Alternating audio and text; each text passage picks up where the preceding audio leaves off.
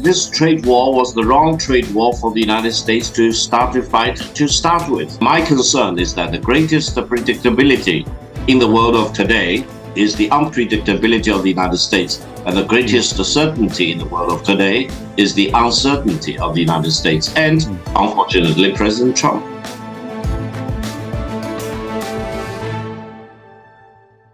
Hello and welcome to The Forecast. After months of a vicious cycle of mutual retaliation, as Xi Jinping has put it, Donald Trump and the Chinese leaders seem to have come to a truce in their first meeting in nearly 6 years. Speaking in South Korea, Xi agreed to stop withholding China's rare earth exports for a year and start buying soybeans from America again, while Donald Trump said that he would reduce tariffs and suspend port fees on Chinese ships.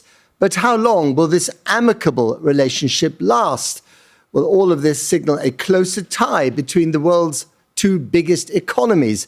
Well, to discuss this, I'm joined now by Victor Gao, Vice President of the Center for China and Globalization in Beijing, and Dr. Yu Jie, Senior Research Fellow on China at Chatham House. Welcome to you both. Let me start with you, Yu Jie. Is the trade war over? Has it been suspended? And who's won, if anyone? Well, the truth is, it's not over yet. What we have right now is a temporary ceasefire between the world's two largest economies. Really, if you're judging from the details the two sides has been offered for now, I think we'll come to the stage that both ends realize how difficult it is and how dependent each other is towards the economy, and has this a necessary ceasefire for the moment. However, I think really judging from the words, very cautious words from the Chinese state media, here is to say the protracted competition with the United States, difficult relationship between Beijing and Washington is really here to stay. So I think what we have today is both leaders realize politically it's important to have this temporary ceasefire. Victor, Donald Trump, after the meeting, said on Air Force One that the meeting had been amazing. Was it amazing for Xi Jinping? No, definitely not. This trade war was the wrong trade war for the United States to start to fight to start with. China is on the receiving side, and whatever China is doing is in retaliation against the wrongful acts by the United States. And now the United States have felt the heat from the Chinese side, has blinked again and again. I think the United States realized that it is futile for the United States to try to achieve a chokehold against China, because China has enough wherewithal to fight back. This is the reason why the two sides have decided to back off from each other, at least temporarily.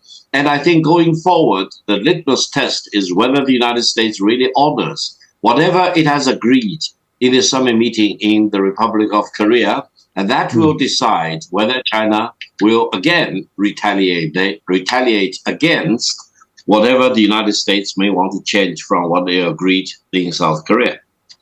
But as Julia said, they need each other. And hasn't, really the saga, the up and down, the trade war of the last 9 months since Trump took office again, shown us, Victor, that actually they do rely on each other. China needs America's markets. America needs China's rare earth metals, just, to mention two items. Absolutely. China and the United States can do each other better if they really respect each other and deal with each other as equal. If the United States wants to bully China and try to suffocate China, first of all, it will not succeed. Secondly, it will really suffer the retaliation from China. China has never initiated this round of trade war or tariff war. It is always the United States which wants to fight against China. And I hope by now Washington has fully realized it is futile for the United States to try to suppress China by such wrongful acts of tariff war. And China has demonstrated its consistency in terms of its position and policy of fighting back whenever the United States wants to bully China. And China demands to be treated as a complete equal partner with the United States, rather than anything less than an equal partner. Yu Jie, do you think that China holds stronger hands in this tussle, or America? Or are they literally both equal, although they want different things, obviously? Well, I think they're actually both equal, and obviously they want different things. And first and foremost for China, I think what they really want is to increasing its economic strength and also try to enhancing its capability on high-end technology. That is to say, it can withstand geopolitical pressure from the United States and also from the collective West. Now, secondly, I think in here, as I said earlier, politically, both leaders want to have some kind of temporary truce. And for Donald Trump, and he's able to justify to his domestic audience that he has managed his relationship with China, managed tariff issue. Whereas I think really for Beijing, it's really a matter of taking this as a stalling approach, of taking a longer time to buy its time and try to strengthen its own domestic economic resilience. So I think both want this ceasefire, but for very different reasons in here. Do you think the whole trade war of the last 9-10 months was completely pointless, Jie? Well, no.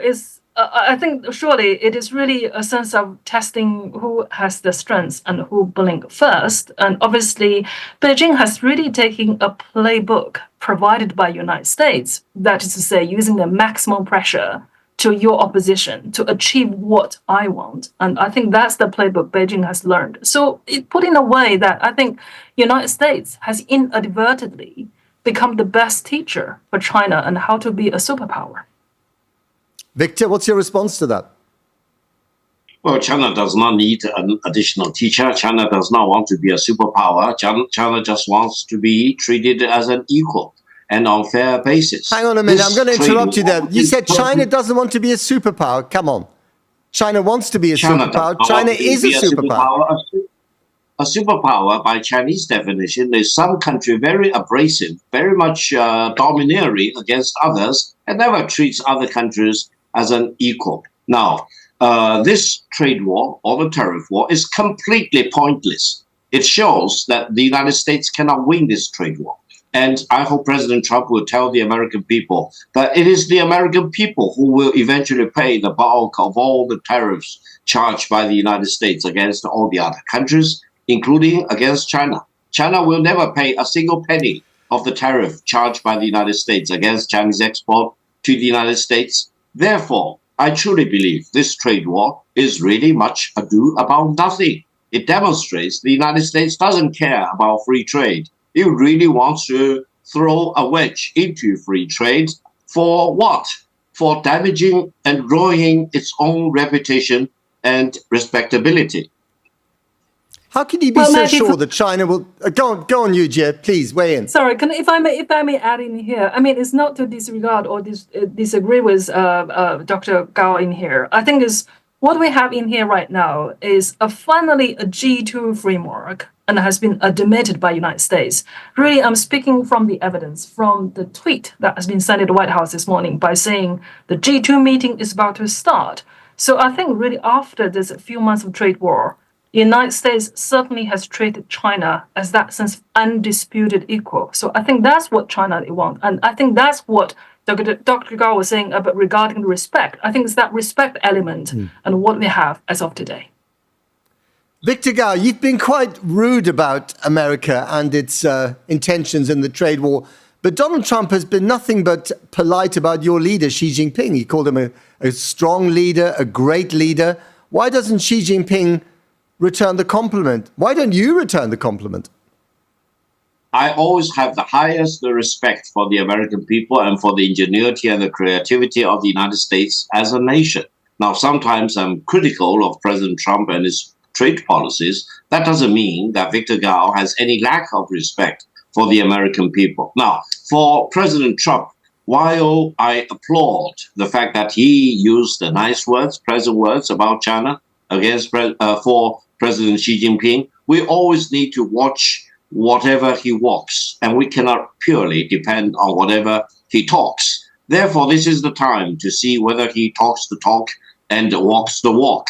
And this will be the litmus test. I think, and my concern is that the greatest predictability in the world of today is the unpredictability of the United States. And the greatest certainty in the world of today is the uncertainty of the United States and, unfortunately, President Trump. There are many things that Americans admire about China. I myself was traveling through China for quite a long time in 1981, when it was a very, very different country. Now, so I've seen the extraordinary transformation of China it's mind-blowing, literally. It's extraordinary. I wonder what you, Victor Gao, admire about America. Well, I have the highest admiration you can think about for the American people, for their creativity, resourcefulness, as well as for their great natural endowment and very unmatched geopolitical positions in the northern part of the United States. And I think whatever China is doing is trying its best to make the United States love peace more rather than try to resort to war to solve any problem between any other with any other country. This is why China never looks down upon the United States, and China always wants to engage with the United States as an equal partner. And we truly believe that if China and the United States can set their sights on the same major issue in the world, there will be nothing in this world which cannot be resolved for our mutual benefit as well as for the benefit of mankind as a whole. Jujie, I mean, Victor Gao loves to talk about, China and peace and how it's a peace-loving country that wants to spread peace.